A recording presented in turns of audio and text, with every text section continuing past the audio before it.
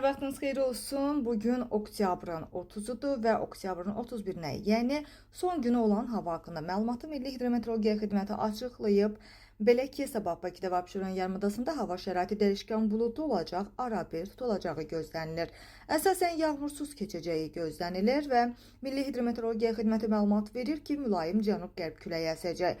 Havanın temperaturu gecə 10-14 dərəcə, gündüz isə 18-22 dərəcə isti olacağı gözlənilir. Azərbaycanın bölgələrinə gəlincə, Azərbaycanın rayonlarında da hava əsasən yağmursuz keçəcək, bəzi yerlərdə isə arabir duman olacaq, qərb küləyi əsəcək.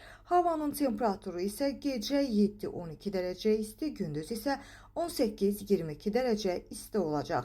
Dağlarda isə gecə 3 dərəcədən, dərəcə şaxtadan 2 dərəcəyədək isti, gündüz isə 5 və 10 dərəcə isti olacağı gözlənilir.